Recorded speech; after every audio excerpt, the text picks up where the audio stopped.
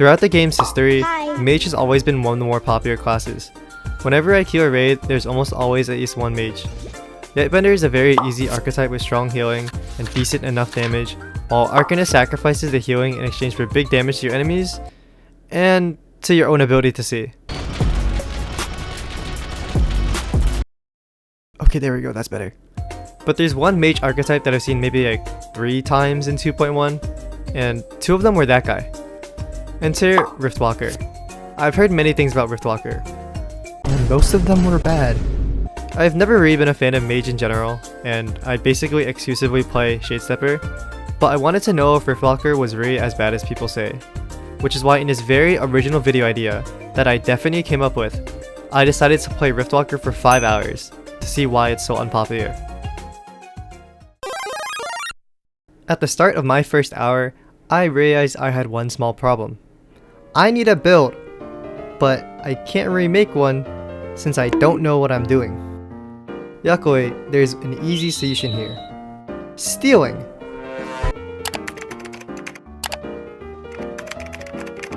Okay, cool. I have a build now. I should probably read my abilities. Nah! Time to run some raids. What's the worst that could happen? Yippee!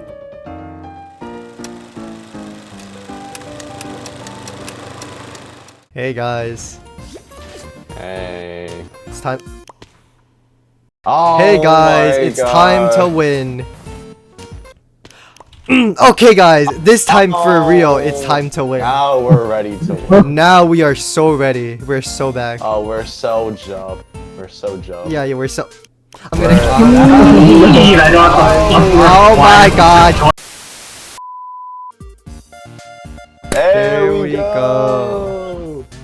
Oh, this game is great, honestly. Oh, what a phenomenal game.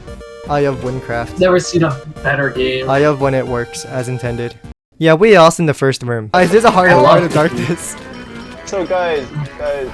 I kind of took the gamble where my main attack cost mana. Why did you do So that? now I don't. I'm not mana, guys. Hey, so we need someone else on the team. Guys, I don't have mana. There's so much damage. There's a shout. Hey, why is he on the thing? He's on the thing. We're gonna lose in the first We're gonna use it. Oh fuck. Wait, we're dead. Yo, there's so many bombs. Stop being up here! Yeah. Where's the void hole? Honestly, can you guys leave? I'm gonna turn off this game. Okay, are we Having GG mana? go What's next? that? Please just GG go next? GG GG go next? Okay. Bro, I thought I was playing on my warrior, so I just instantly. You are so dumb. Yeah, that didn't go very well. Before making this video, I actually already knew a few things about Riftwalker. According to the very reliable Wynncraft class page, Riftwalker is an archetype that is meant to get stronger as the fight goes on. This comes in the form of Winded, a status effect you can apply on enemies with either your main attack or Ice Snake. Winded has a base cap of 10, but can go up to 35 with more Winded 1, more Winded 2, and the Mythic aspect. With Riftwalker, the more Winded an enemy has, the more damage your spells will do. Most Riftwalker builds cycle Meteor or Ice Snake. Meteor does the most damage, while Ice Snake is there to prevent spell cost scaling and to build Winded. Some builds also incorporate a melee hit in to build up Winded even faster.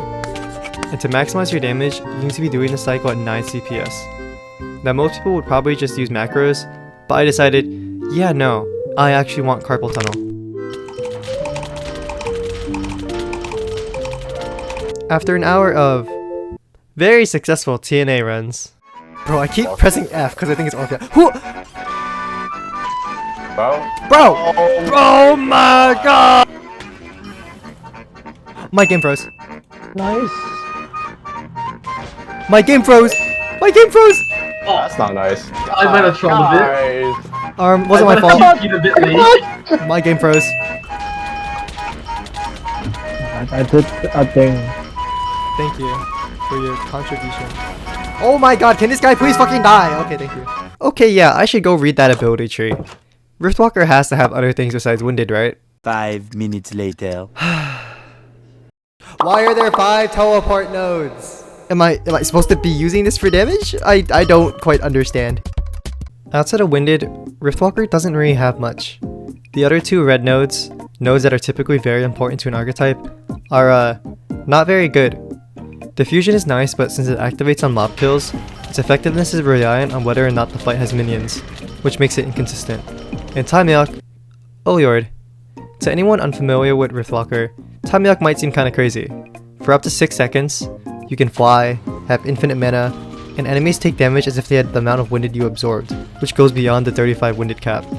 The problem is that it's just not worth sacrificing all of your winded. Let's say that I'm cycling Meteor, Ice Snake, Mid Attack, and let's assume that I hit everything. It will take about 17.5 seconds to get to 35 winded, but you're only in Timelock for like 10.5 seconds max. And then you'd have to spend 17.5 seconds building it up again. And without near max winded, Riftwalker's damage is 3 mil, there is a low one. Oh, yeah. Yo, it's even worth playing the greater one. I do no damage. Did you see this? Oh my god! Yo! Granted, the build I was using doesn't do the most damage, but even when I swapped to higher damage builds, I still had the same problem. Instead of being an archetype that gets stronger as time goes on, it felt more like I was Regigigas every time I fought literally anything. Using Timelock is also technically detrimental to your team. This is because of Devitalize, which reduces enemy damage for every winded they have. So if you take all of the winded, your team takes more damage. And if anybody else in your party is playing Rift or Rift Hybrid, well, you just yoinked all of their damage as well. Which is a shame because Timelock is really fun to use, and anytime I could reasonably justify using it, I would. Wait, I'm gonna Timelock him! Go! Oh, Victor might want to run. There's a hand. Yeah. Wait, he's one, I can kill him! Go! Timelock! Oh my god, Timelock did something! Yes.